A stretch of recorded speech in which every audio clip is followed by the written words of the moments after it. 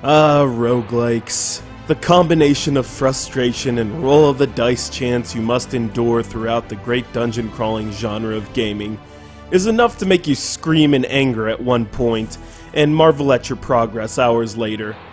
Long known only to those in the geeky gaming underground, its basis lends itself to the worldwide tabletop gaming craze known as Dungeons & Dragons, and has made its way to the electronic gaming world through brain twisters starting with Rogue in 1980, making its way to mainstream productions such as Mystery Dungeon, which was primarily headed by Chunsoft.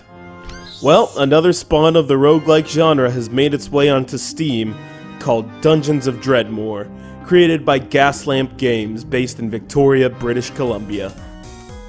Before you get a hold of this delightfully distracting dungeon crawler on Steam, you'd better be ready for an ass whooping. Being introduced to this game with little to no experience with roguelikes, hell, even plenty of experience, is like joining a violent street gang. You're gonna be beaten up a lot before you get any better at playing it. So just make sure to be patient and accept that sometimes you'll open the first door, only to be ambushed by 5 monsters and killed instantly. It's just the way the dice rolls, baby.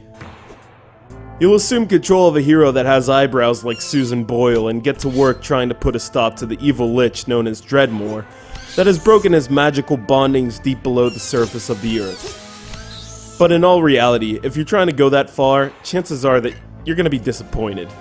You are allocated 7 skill points with which to choose your character's attributes, like added efficiency with a weapon, along with other abilities that will prove useful down the road, whether it be crafting armor or regenerating your mana by killing enemies. Then, you're turned loose into the hostile dungeon full of items, gold pieces to collect called Zork Mids, enemies to defeat, traps to dodge, the list goes on and on. Much like the randomly generated map, you'll have all sorts of fun uncovering. Dungeons of Dreadmore is a more comical take on roguelikes, and you'll come across all sorts of silliness, such as the myriad vending machines that sell potions, arrows for your bow, and food with an umlaut. The enemies you will come across are vocally hostile as well as physical, screaming out randomly generated taunts such as, "Your mother was a radish!" Even the dungeon room names are randomly generated, meaning you may find yourself in the unimpressive arsenal of eggplants or the radiant cat house of magma. The multitude of items you'll collect can be crafted into weapons, potions, and other items that might just save your ass when a legion of monsters appears out of nowhere. I was not a fan of the inventory system, as you must click and drag a lot instead of being able to right-click on an object, automatically storing it into your inventory. Screen layout consists of the red health bar, blue mana bar, right-click objects on the left, and spells on the right.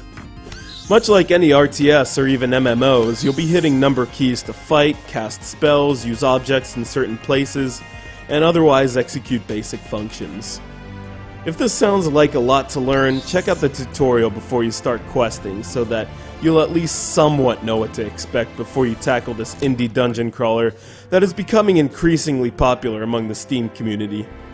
But in all honesty, it's not the learning curve I would worry about. It's more about being prepared for what's behind each and every corner of Dungeons of Dreadmore, a worthy contender among indie and roguelike game fans alike.